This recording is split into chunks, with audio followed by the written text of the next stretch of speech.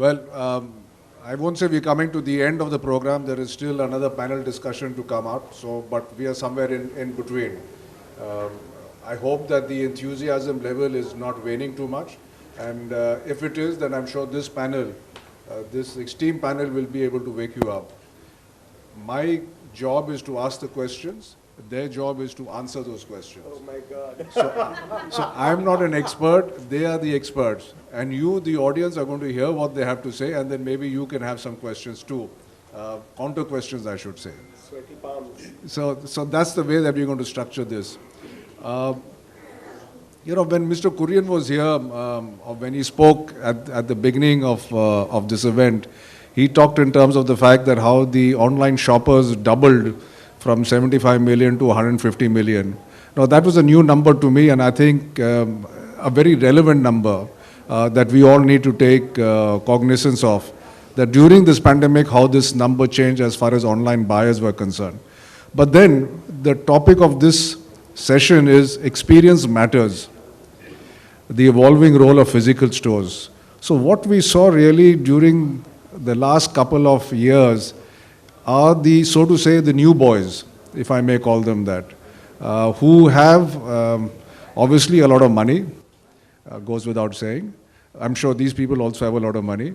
But then the difference that they brought to the table was they brought with them technology.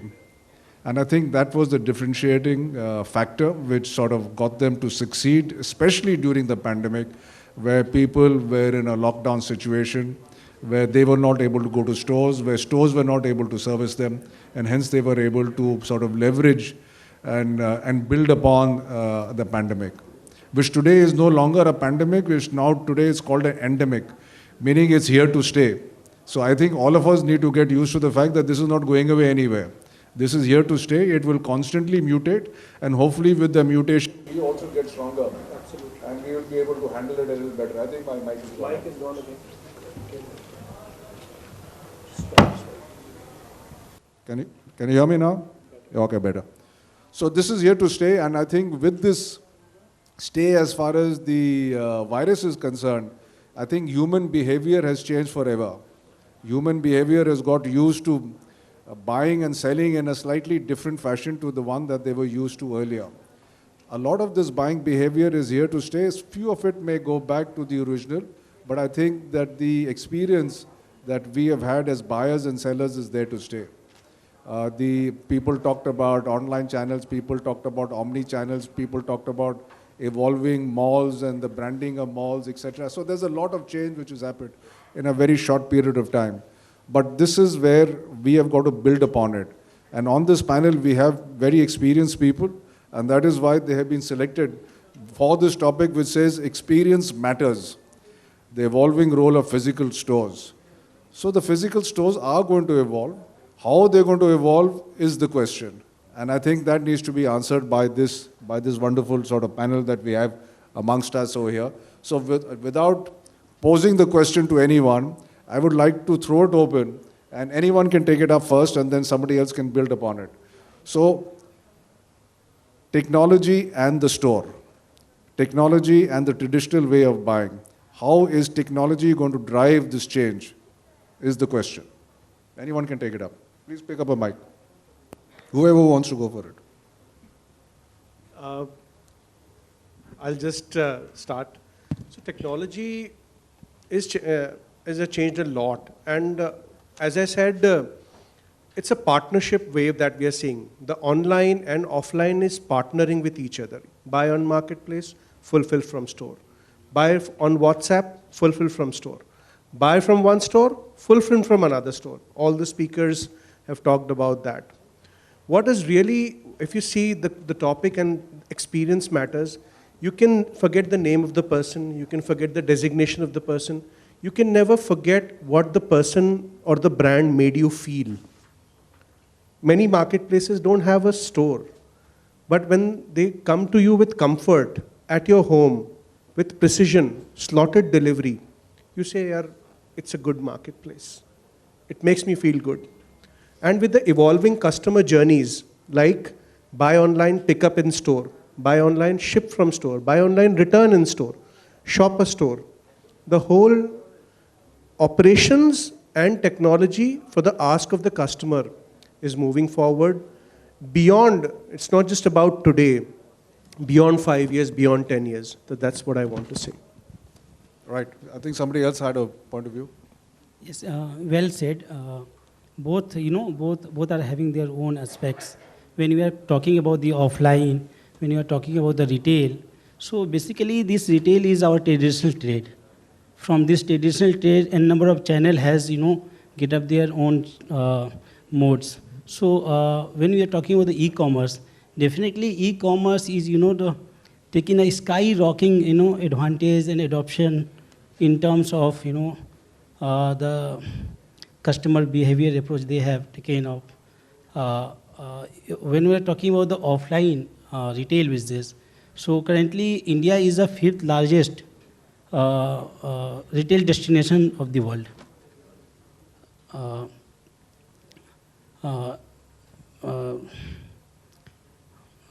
There are different advantages. Online की बात जब हम करते हैं, तो online is playing a vital role in respect of navigations, in respect of payment and inventory. They are really good. But when we want to give a system to our give system support to our the retail business, then we are lacking behind with all three aspects. But definitely experience matter a lot in the retail business. That's why we called retail business is called wall bricks of the country. So यहाँ पे जब भी offline का experience के matter होता है, online Amazon is also coming with the experience center. Kajaria, Havells, so many companies are opening their experience store where the customer can explore their, the products. They can know about the interact with the customers, interact with the sales person, from where they can take a judgment to buy your products or not. So definitely experience matter a lot for the retail business. As far as experience is concerned, and this is, we're talking about experience of the customer. And the experience of the customer depends upon the infrastructure that you provide to him. Now, the infrastructure, if it is online, then the infrastructure is different, which means that you need to have connectivity, you need to have device, you have to have user interface. These are the infrastructure which the customer will experience, and if he experiences and he likes it, he will come back again. Infrastructure that a physical retailer has to provide is not only inside his store. That, of course, is one experience, but it is even coming up to the store, where you are not responsible for that. Now, for example, the roads, the parking, the payments, etc., वो आपके मतलब हाथ में नहीं है. But then if that customer has to come to your store, that has to be provided. If you do not provide that, he will not come. So is that a challenge? And I throw this open to anybody else. Yeah, hi. So I completely agree that, getting customers to the store is a challenge post-pandemic. And but if you see, with the end of pandemic, we can say endemic, consumer behavior is changing, because I still feel across India, if you see, shopping or retailing is a part of entertainment, where on a weekends you come out of the house with your family, you go for a shopping, you eat something. So still retail is a part of, I would still agree that it's a part of entertainment. Because as a retailers, we see that we do say 40% of our business on weekends, and rest 5 days we do 60%. So these 2 weekend days are very important. And when we talk about products, online and offline, so now the product, both are going hand in hand, but now the products are being categorized. If we see fashion, core is selling on online, but whereas fashion is there, you need an experience center for it. You need to experience the size, the fit. So every brand has a different size, different pattern, different look, different color. So there's no standardization in products. But when you move towards standardized product, where this particular product with this SKU is same, whether you go to store or whether you stay home, so people tend to buy it online. So not going to the market, lazing around. So both are going hand in hand. I agree, online has just rocketed up, but offline experience will still continue. And I think that with people staying back at home, people are now trying to come to store. They are coming to store more and see that there's a big footfall rise also. And while traveling, when you see again the flights are full, hotels are full. So now online is a part of a retail business, but offline will always have a strong hold in the market. Please go ahead. Just with your permission, Varun ji, I would like to just add a point. मुझे ऐसा लगता है कि एक हमारे human being में तीन type के डिसीजंस लेते हैं हम, फंक्शनल डिसीजन, इकोनॉमिक डिसीजन और emotional decision. And when we take a functional decision, ठीक है रिक्वायरमेंट लेना, व्हेन इकोनॉमिक डिसीजन, ओके मुझे बेस्ट प्राइस पे लेना है. And when you take an emotional decision, even if you have a pain, let's say coming out on the road or finding that store, you find that store and you buy from there only because it's a emotion in the mind. For example, let's say मेरे पापा एक after shave लगाते थे, मुझे उस after shave की खुशबू पापा की याद दिलाती, तो I'll use that after shave. मेरा इमोशनल डिसीजन है, मैं उसके साथ लॉजिक नहीं लगाता. या मुझे कहीं कोई I like a brand of cigarette, तो ये experience of various channels, as Vivek said, it could be online, it could be offline, and very rightly said by you, यदि वो brand वो experience दे पाता है, यदि वो emotionally connect कर पाता है, so consumer channel ढूंढ लेगा. And if you can give that infrastructure, all the more, it's fantastic. You want to say something? No, I just wanted to add to, but please go ahead. Okay, you will. So he's giving me the chance to say something, though I said I'll only ask questions. I was reminded, this was about 10 years ago, and there was a car called Reva, electric car, which has now been bought over by Mahindra. But at that point of time, it was still owned by the Maini family, and they would make these cars in Bangalore. And they would supply to you in 2,000 different colors. Now, that was an amazing story. Even then, 2,000 different colors for this electric vehicle. So there was this couple who walked in. And they said, okay, what color do you want? And they were not able to decide. Finally, the lady was wearing a pink sari. So they said, the sari looks very nice on her and that color looks very nice, so we'll order the pink car. And they paid 10,000 rupees more for that customization or whatever, color selection. And 2 weeks later, car was delivered. No, the sari looked very nice in pink. But car did not look very nice here. So, but I think technology is now playing the role where you can wear these, put on garments and see how they look on you, even sitting in your home. So, that kind of technology is not only online buying. Technology goes beyond that. I mean, how do you use, for example, I think Kumar made a presentation about contactless commerce. How you walk into a store, but you are able to buy things there without standing in line in front of the cashier, which is a big pain. So I'm looking at technology from that perspective and the experience from that perspective. So that's actually what I was going to talk about, in the sense that we're talking. So we're talking about technology here just in terms of e-commerce. But for us as retailers, I think technology goes way beyond just e-commerce. So we're a physical retailer. We only have brick and mortar stores with a small presence online. But our play with technology over the last couple of years has increased a lot more to improvise our supply chain. To ensure that replenishments are happening faster. We're trying to use AI, we're trying to use BI tools such that it helps us become a more efficient retailer, which is actually more relevant today because of people like the Amazons and Flipkarts coming in. Right? Consumer now has too many options. So what's challenging for us is to ensure that the customer not only comes from us, but then comes back again from us. And that's what's becoming harder and harder. So technology for us is playing a role with customer acquisition, with our CRMs, with our reporting, with the way we are buying merchandise. So as you scale, you cannot afford to make wrong buying decisions. So earlier, let's say you would buy 100 pieces, now we're buying 1,000. If you bought a wrong 100 pieces, you can still manage. But if you buy the wrong 1,000 pieces, it gets even harder for us to manage, right? So technology for us as a retailer is playing a stronger and stronger role. And to hit the second part where you were talking about getting customers inside the store, that's the part which is getting tougher. So I think physical retail is here to stay, so is online. There will continue to be a balance between the two. But because there are more doors now customers have through physical retail stores as well as marketplaces online, ensuring that customers come to us means that we have to give them a story, we have to give them an experience, and we have to provide them a product for which we are different or unique in some manner.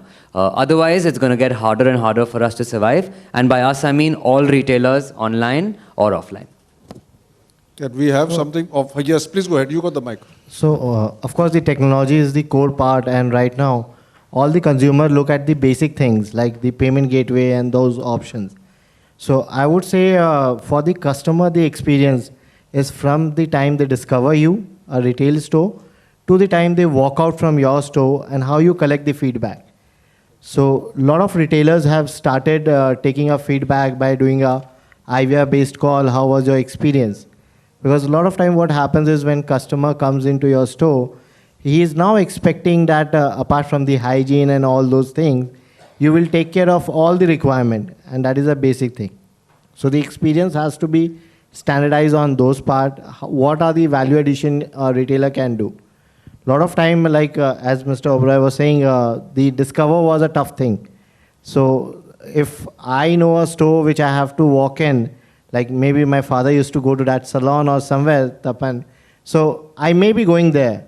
So how you are giving another experience to the customer, like right now if I say of a retail industry of salon or hospitality, has completely changed from the way it is treated. It is like you are treated like in a 5-star restaurant or something. So that is changing, and the more the experience, the better the customer will be loyal to you. That is the thing. Good. Arunji? Yeah. See, we are looking mainly, the topic where we're looking at is the challenge faced by physical stores.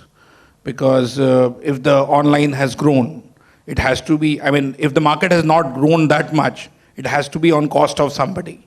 And that somebody has to be the physical store. Whereas the cost of the physical stores won't be changing, the rents won't be going down, they'll be going escalating. Every cost, the people, the advertising, everything keeps going up.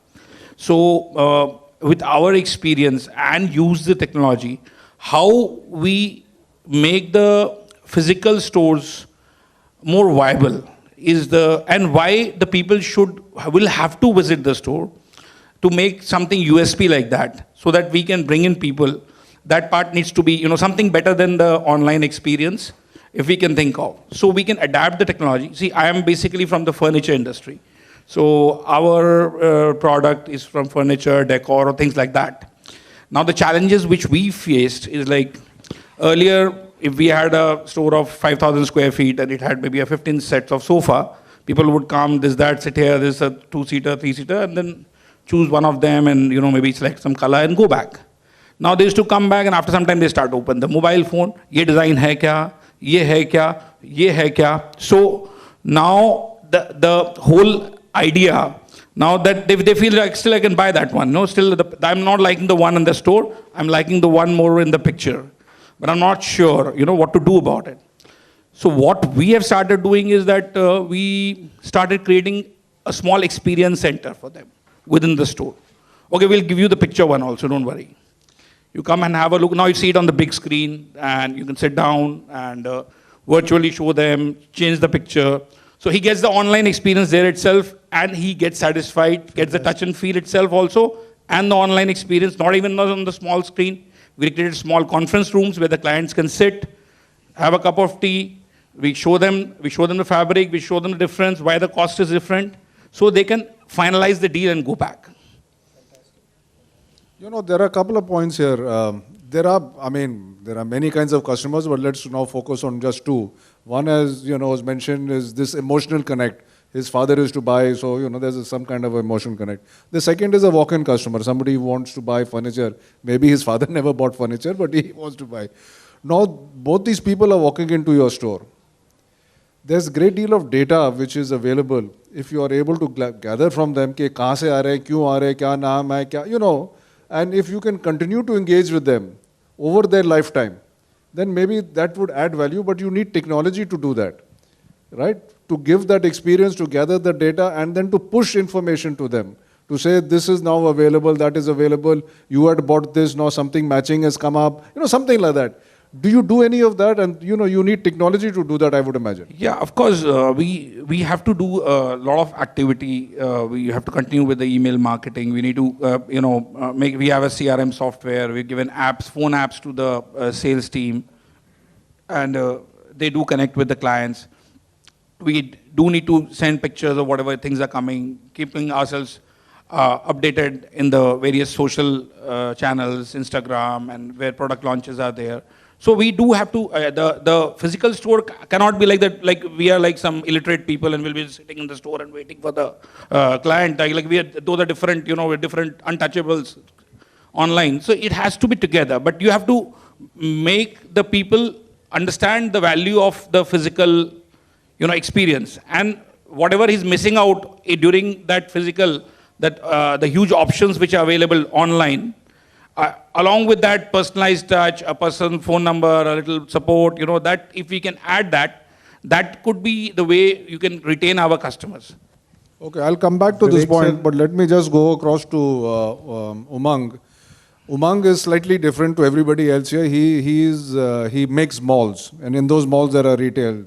Now, what is the future as far as malls? We had Sanjeev Mehra in the earlier panel, and he talked in terms of the fact he was very focused, tier 1 mein chalega, tier 2 mein nahi chalta hai. And so what is your view on that? I understand you operate in slightly smaller towns like Siliguri, Northeast, etc. And what do you see is the change that is going to happen as far as the future of malls are concerned in tier 2 and tier 3 cities?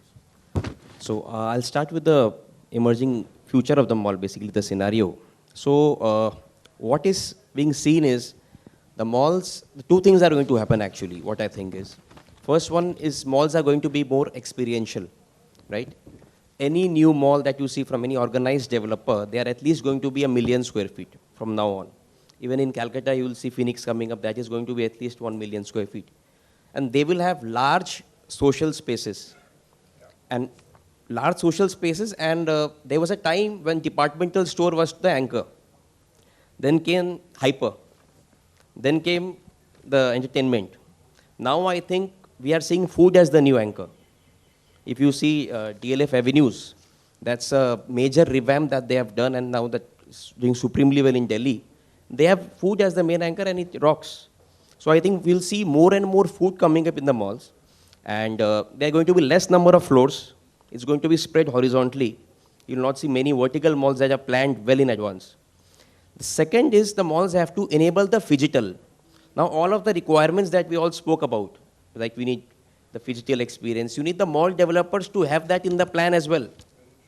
So just for an example, if you have a food court, right, you will not just think of the people who are coming to the mall, they will have the food court, right? There will be dark kitchens in future. From the mall, they will be servicing to across the city. So we need to have the servicing planning in advance to enable for the retailers to do that. The same applies for the apparels and any other category for that matter. So for us as developers, we will have to enable the phygital experiences that the retailers will be actually giving to the customers. So these are the two scenarios I feel that are going to happen as far as the future of the malls is concerned. Coming to the question about the smaller towns, I think one thing that has emerged post the pandemic is that there's a huge potential in the tier 3, tier 4 towns.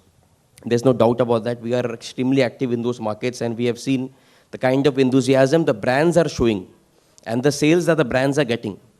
And in fact, all of this is led by the deeper internet penetration, if you see. The kind of exposure that people have. Somebody in the initial panel was talking about the level of exposure that the people have got now because of the online exposure. Now they know the brands, and the brands have the data of the numbers, how much they're doing in a particular town for that matter. So if suppose, for example, there's a lifestyle, they want to come in, say, Siliguri, for example, or some Malda or some Agartala, any other market. They know how much they're doing online. So they have the data. So it's very easy for them to understand the kind of potential, and that is how everybody wants to grow. And everybody wants to grow. The brands have developed the targets. So where do they grow? They can grow only up to a level in metros. So that is where the next growth engine is, I believe. That is the tier 2, tier 3, tier 4, and they're on these markets. There's a very big scope out there. And already a lot of action is happening there. One other move that I've seen, how strong it is, only time will tell, is this D2C or direct to customer. And especially as far as emerging brands are concerned, they're taking to this in a big way. Even the more established brands like ITC and Hindustan Lever, etc., are looking at in terms of how they can reduce cost and how they can reduce their working capital by doing direct to customer, building upon the brand.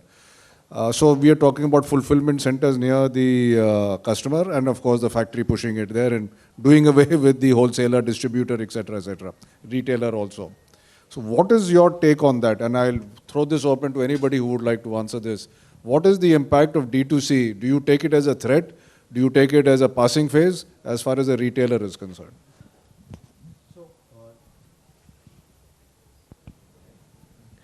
To answer that, the example you have said of ITC, all the products are available across India on all the major tier 3, tier 4 places. But for a brand like them to go to D2C, where they're making a big revenue also on the numbers front. So there are a lot of other brands like FMCG or apparel brands. They're looking at that option because right now when they go into any marketplace like Big Basket or Grofers, they can buy a n number of products. But for a brand, if you look at to sell their whole product range, which they can have a monopoly kind of thing, that is a better option to reach out to customer directly. So I was speaking to one of the client, and they are from the marketplace like Grofers. They have a startup. So their major revenue is not only selling the product, but if they can market out any brand and sell out them on their database, that is a major thing. So that has been one of the aspect which brand is looking at to go for D2C. I think so. Vivek, if I may add, I feel that these ecosystems will coexist. They'll partner with each other. For example, a D2C provides various models. It could be a subscription model. It could be buying in larger packs, etc. So many possibilities are said, and as Arun has said, that the data is analyzed in a very big way. But the propensity of a nearby store near the consumer deliberately creates a logistics excellence. And there are so many instant models which are possible. So the D2C and the store network and the distributors, they will partner more and more in the future to create the ecosystem. And just want to state a couple of more points. Like Umang said, nearby metros, maybe around 150, 200 kilometers of radius, a lot of small towns have aspirational value to go and visit that mall. So they want to plan their time, that how much time they want to spend in what all activities. They want to engage online and see what all activities they want to do, when is an event happening in a large open area space, etc. So they want, whatever are the necessities, they want to shop it online, create a cart, pick up in store, but the rest of the things they want to spend time. So a lot of these coexistence is going to happen. What I also feel is what nicely said by Devdutt Patnaik is what sunlight is to plants is what money is to human beings. So if we can create the right incentivization structures for the teams to enable, not see D2C as a competition, but to actually help that, there are so many newer models which will be possible to create customer experience. Hi, I would like to add on that. So D2C will always be a part of retail now, but since we see that we have a module now which is like a work from home, our entertainment going out has reduced. So staying at home always creates you kind of a laziness, or maybe kind of you need the sunlight, you need to walk out of the house. So when you walk out of the house, the only thing you can do every day is to buy a grocery from your home which is from a nearby store. And sometimes like if you see kitchen, like most in the metro cities, you see we have nuclear families. So the kitchen is not that planned, like you need something right away. So as he said, that logistic support with the nearby store is the best to do it. So everything now, the modules have changed, and we see that everything will coexist. It is like offline will not go, online will not go, everything will coexist and go hand in hand. Okay, so now we are saying everything will coexist. So let us take that forward, and I think that is right, because the customer will finally decide which is the way that he would like to come to you. How would he like to, or she would like to use this service or this product or whatever. So you now need to provide to the customer everything, right? All kind of experiences, whether online, offline, jo bhi hai. Can you do this, or would you need help from an ecosystem or from a partner to do this? Yes, where technology is there, we would require help to reach this. See, the basic difference between online and offline is there's a limitation of offline reaching to the customer. So maybe number of stores, number of stored locations, where offline is always in your hand. So if at a location where I'm not accessible and I have a consumer, so there I need a online support to reach that consumer and use my data to fulfill it. But where I have a store, I have both the options open. And I personally feel when you have both the options open, still people in India or maybe like tier 2, tier 3 cities, people would like to have a physical visit to the store. But for online, for a brick and mortar store, the best part is that we can reach to the consumer point where we don't have any investment. There's only one investment point, which is the HO and our distribution center. And with that, we can reach all pin codes in India. So there lies the game changer for a offline store, where online comes and gives you a pan-India network and pan-India sale network. Okay, now I want to bring you into the conversation. You've been behind me and quiet. So this conversation that all this has to be there for you to get your customer, and of course there are some advantages in terms of scale, in terms of reach that online has over, or online technology offers as compared to physical. That is actually a given. And we talked about that you need, I mean, if you are a traditional retailer, you know retailing. Should you also know about all these new technologies which are coming, or should you have a good partner who can partner you in helping you on this journey as far as what technology can do to help you in your business? I think in the earlier discussion, there was a gentleman who talked about the fact that their salespeople now are no longer sales assistants, they have now become product specialists, because they have to answer very specific questions as far as the product is concerned, which they're selling. What is your take on that? So my take on the first part is that everything is here to stay. I think all these have now become sales channels. I think we have to stop thinking of them as different businesses. I think a physical store is a sales channel, online is a sales channel, some people doing WhatsApp sales are sales channels. These are all just different sales channels, right? Now in terms of whether you can partner with another organization or not, purely comes down to commercials. Right? Like for us, for instance, we're a low margin retailer. Whereas let's say a brand, which is a luxury brand, maybe a high margin retailer. So for them to get a partner and, outsource their online sales, take it up, I think it could still work out relatively easier as opposed to someone like us, because we just don't have the space if we want to sell the same product at the same price to the consumer on both online as well as offline channels. And that's something which I think currently is a dichotomy which is happening in the country, at least, where the same product is available at different prices online as well as offline. There are brands that are creating separate products altogether in the same brand name online, which is either inferior or has a higher markup. So a lot of all that is also going on to combat that. But whether we partner with another organization or we get talent in to our organization, I think as traditional retailers, we definitely need talent, individuals, organizations who can help us achieve the same level of sales and success online as opposed to offline. If I feel that tomorrow onwards, I start my own marketplace or I start my own online website and I'm going to be as successful, probably not. But if I could get someone else in who has done that before, whether he or she joins my organization or I partner in, I think the chances of success are definitely higher. You got the mic in your hand. Yeah. So Karan, you're a dear friend, but I'd like to challenge you on that point. What I feel is the power of shared vision. If you share the vision with like-minded channel partners, the chances of bringing in economies of scale are much higher. For example, there are a couple of platforms, front-end platforms, who got like 8 lakh customers across the globe hosting a website. Their economies of scale and the cost at which you can host a website is very, very low. In the same way, if you can build a shared vision with your technology partner, with even your different channels, it could be a marketplace channel, say a Myntra or an Amazon or a Flipkart, it can create actually good margin structures for you.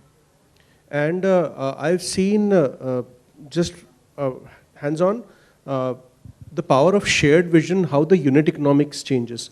So I think so, I would say that maybe margin is something which we can analyze and look at later, but see if through a shared vision, we can either front load the money or top load the money and play at that level. That was my thought process. You know, when I see technology, maybe 10 years, and I'm again giving an answer rather than asking a question, but then it will lead to a question. I see 10 years from now, everybody will have to be technology enabled, technology literate. Otherwise, you will not be able to do whatever business that you're doing. But in the 10-year period, is there if you're not there, should you fall behind? Or should you be able to work with a partner who brings that in obviously he's not part of your business and he is part of technology, and where his core is technology, which is what he's bringing in. And as he talked about shared vision, etc. So on a longer term horizon, he concentrates on what he's doing and good at, and you concentrate on what you're doing at, but the two of you are working together to give the outcome to the customer. That is really the way that, I see this happening. Same. And what I would really know, and all of us know, is business, the way we started, is finding a need and filling it. Now, जहाँ audience move हो गई, हम भी move हो गए. वो इस बाजार में जाती, हम उधर चले जाते. वो online चले गई, हम online चले गए. वो marketplace पे जा रही, हम marketplace पे जाएंगे. It's all about finding the need and filling it. वहाँ पे वो channel हमको समझ में नहीं आता. उस channel का एक like-minded बंदा ढूंढो, shared vision बनता है, साथ में काम करते हैं. थोड़ा वो खाएगा, थोड़ा हम खाएंगे, as it is. Okay, my next question. I'll just Sorry, like please. to add a point. You have rightly said, Tapan, if you look at the app companies, cab, the technology has taken up the business. Even if you have a 10,000 or 50,000 cabs, but now Uber, Ola or any companies have changed the way the business is done. So technology is of course a great part. Anyone who is looking at scaling up the business, because might be you are good at warehouse, stocking, or maybe a manufacturer, but if you don't know the technology, you cannot give the customer the right experience that they are looking at. And if your technology or the experience is not good, the customer will move to someone else. So it's better to partner up and scale it up to a level. Okay, so my question now is, there is this company, I think it's Canada-based, called Shopify. How many of you have used it and what has been your experience? Because that is some kind of a partnership, right? You have? Yes. Okay, go ahead. Shopify, Magento, or it could be Salesforce, various platforms. And the more number of successful websites they make, the cheaper it becomes. And they have various service packages. The whole play is, there are a couple of pillars. For example, cloud technology. Before independence, suppose मुझे एक steel plant डालना है, उसके साथ मुझे power plant डालना था. क्यों? क्योंकि इलेक्ट्रिसिटी एज अ क्लाउड नहीं थी, पे बाय यूज. जितनी इलेक्ट्रिसिटी की मीटर देखा, पे कर दिया. जब सेम चीज आईटी टेक्नोलॉजी में लगी, that you can pay by use, कितना आपने जो सॉफ्टवेयर का फीचर यूज किया, जितना स्टोरेज यूज किया, उसका पैसा दे दो. That came into IT. That what emerged for a lot of cloud players. It could be AWS, it could be Shopify, and their expertise creates a lot of benefits for lot many players. Also, the skills available are uniform because these are global players. So uniform skills are available across anybody. So I think so we should be using all these technology plans as well. So, but it's more than that, right? Like what the beauty of Shopify is the ease to use that it has, right? Like how easy it is to use. It's about having. It's not so easy. No, but what I mean to say is that it's as a platform. Let's say 10 years ago, if you had to create your own website as an e-commerce site, you would have to have some kind of expertise with a platform. Whereas now with a Shopify or a Magento or thousands of these now, there is some sort of a plug and play which works in, right? So that's the beauty which I feel 100%. For any of these platforms. Now what you have to plug in further is, yes, you need to do some digital marketing with it, which again you can fit into it. You need to have some kind of an inventory management system with it. So the beauty of all this is the plug and play and the ease to use in that manner. 100%. Not in terms of the technology itself, but how easy it is. If I want to start an online marketplace today, it may not take me more than a few days, just in terms of if I want to get some inventory uploaded. And that's great when it comes to any of these platforms. This takes me back 20 years ago when we implemented SAP in Tata Steel. That long ago that it was introduced. Till then, Tata Steel had a department which would write code, which make its own IT system, a bespoke system for Tata Steel. Yeah. And we had TCS obviously helping us. And that took many years. Yeah. Till such time as we came across this ERP called SAP, and we said there's a possibility of a plug and play, as you call it. And they have some good practices. Of course, we have to customize it, configure it to meet our requirement. It wasn't an easy story to go through, but it was much better and much faster than to go for to building your own. So Arunji, can I bring you in now? You are in the furniture business. Yes, sir. So tell us more about the furniture business. What are your challenges and how you, with your experience, are able to take on the might of, what is it, Urban Ladder and Pepper Fry? Kya hai isme? We have been in this business, retail, since a long time, and it's very important now to evolve. You know, the times are changing, and this pandemic has made us, think a lot and make a lot of changes into the system. We have added a lot of customization experience for the client, because every square inch of your space is very expensive today and everybody wants to use it. So these kind of a few experiences we have added where, to counter this kind of a feeling, because earlier it used to be like a fixed size denomination, ready furniture, but people have a tendency that, you want to use every this space, that space. So we started giving more as customized solutions, and that has given us an edge. And then along with that, as I told you, we started creating a little bit of more experience centers. We started training our team to, give the consumer better experience, so that they don't, they want to love the experience and go for it. They don't want to go for just the virtual purchase straight away. Right, thank you. You want to say something? I think that technology is required, and I still believe channel partner is the best option, because if we are hiring, there will be always a cost constraint to us, and if we have a channel partner, yes, things would be cheaper. And right now in India, there are a lot of companies coming up with a lot of solutions, and with brick and mortar stores now, solutions are coming as multiple shop areas where, if we get a pin code somewhere from Bihar and we have a store in Patna, so we can ship it right from Patna to that location pin code in Bihar, where we save on logistics. So these kind of data analytics and these kind of deep dive is required in technology. So I think that technology channel partner is really important, who can understand your requirements. Since I belong to value retail, where our margins are on the lower side, so we have a lot of logistic issues, which stops us from enabling lot of online platform or maybe marketing it online. And another thing is, I feel, is the human behavior. So like work from home wants to going out and working, wants to stay back and order. So, it's a mix what I'm seeing right now.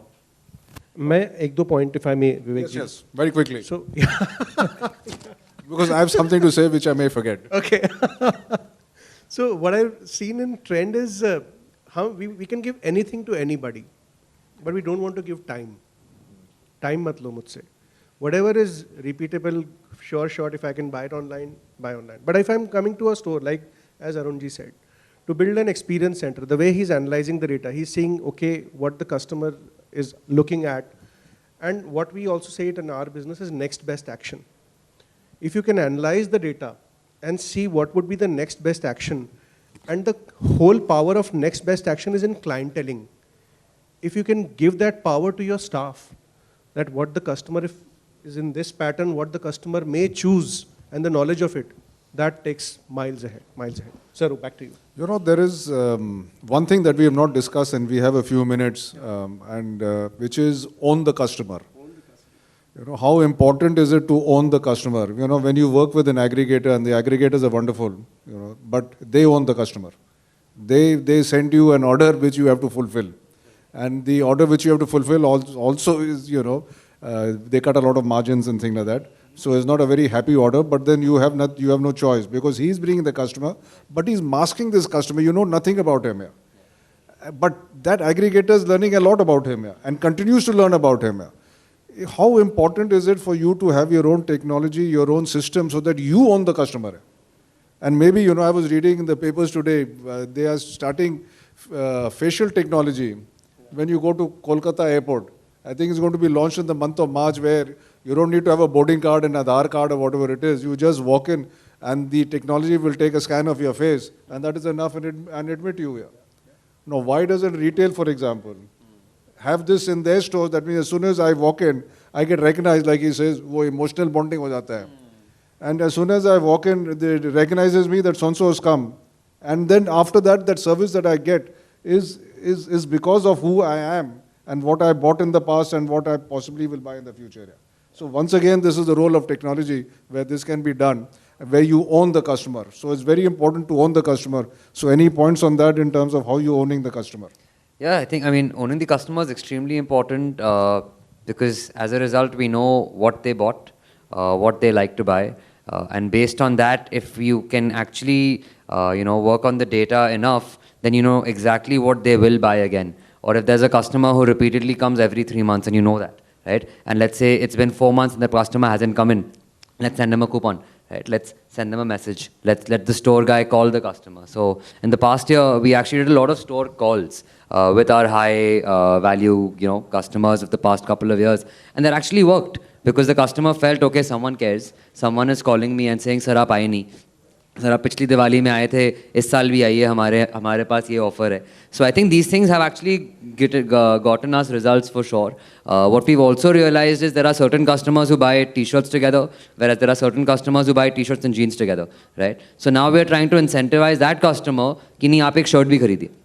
Or we're trying to incentivize that customer कि नहीं why don't you also get your wife and come and buy a sari or buy a salwar suit. So I think owning the customer and having data on what the customer is actually doing, how is the behavior changing, is extremely, extremely important. And if you can work on that, that itself can get you much better results than needing a new customer to come in. So now our focus has become, because newer customers are reducing, how can we ensure we get our old customer back and we can get more value from the same customer. So we're working a lot on the customer lifecycle value currently in our stores.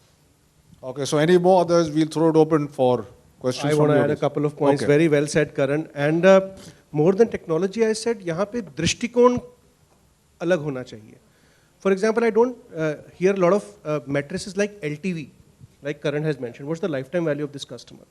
Like for Umang, a lifetime value of the customer, he will have to calculate, say, 50, 60, 70, 80 years, because the customer will keep coming to his mall. And lifetime value. Second important thing, which I see, like Vivek pointed, why not to have your own brand? People create a D2C website and say, 1 year I've made this website, I'm spending on marketing, but ROI nahi aa raha hai. It's an online property. You have to look at it from a lifetime value. It will not die. You'll have to maintain it. You'll have to create that habit. And also you will have to cross-pollinate your online, offline channels to reduce your CAC, cost for acquiring a customer. Up offline to online, giving various promotions through marketplaces, through loyalty. Now loyalty is a feeling. हम बोलते हैं सिर्फ discount लेने आता हमने discount दे दिया. नहीं, वो एक feeling है loyalty. Amazon Prime is a paid loyalty subscription with lots of apps actually are subscribed to. It's a paid solution. Paid loyalty है वो.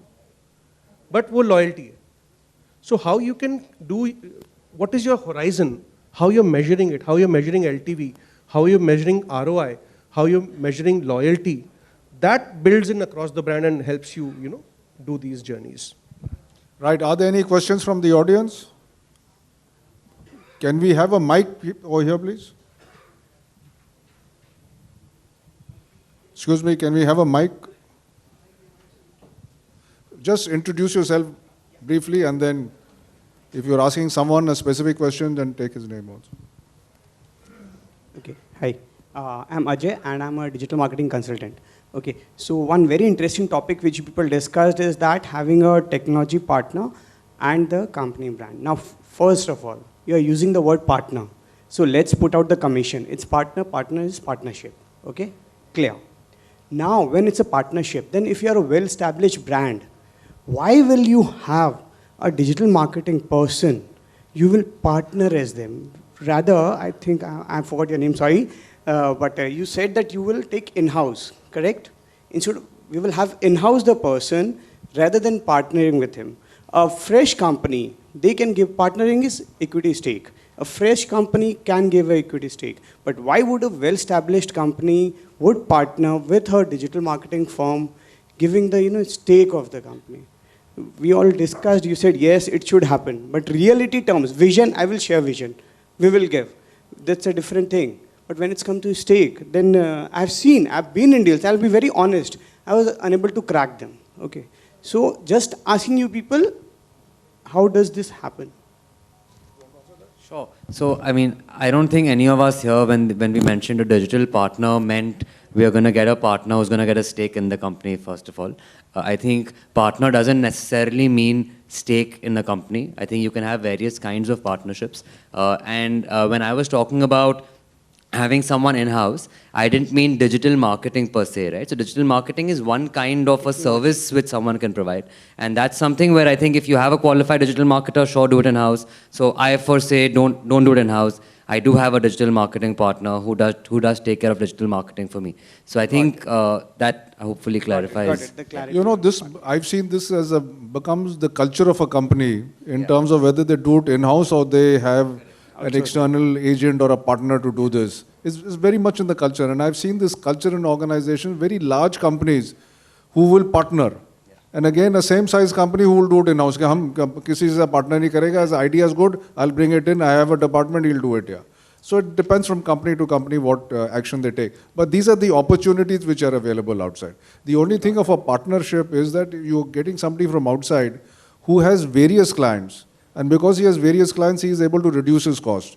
And not only that, he is able to be at the cutting edge of technology because he's working with various partners, clients or whatever it is. Yes. While you bring somebody in-house, he may have been very good to start with, but then he languishes and his cutting edge story sort of dip. But then everyone has his pluses and minuses and each company has to decide for itself. We'll take one more question. Thank you. Anybody else? I'll just add a point to this one. We are talking of the partners and all. For e-commerce companies, there is a big trouble that people go to add to cart and then 60% of the dropout happens. Right now in the industry, it is happening that there's an option of one-click payment option. And they store the details and you can just click and pay out. So you don't have to fill up the information like your name, address and everything. So that is a kind of a partnership that can happen. And it can save a lot of e-commerce companies to bring on the business. Because if they lose out the customer after doing all the marketing activity and gadget, technology, everything, so that is a loss. No one e-commerce would like to lose those customers. So that should be the experience of win-win for the customer as well as for the e-commerce or the retailer. I think so. Right, so now this has lit up to say time's up. So thank you very much. This has been a wonderful discussion. I hope the audience too enjoyed themselves. I would like to say something for Vivek. I have seen so many panel discussion where the moderator keeps the control. Okay, you will talk now, you will talk now, you will talk. But fantastic panel discussion and hats off to Vivek for pulling this off very well. I enjoyed the discussion. Thank you.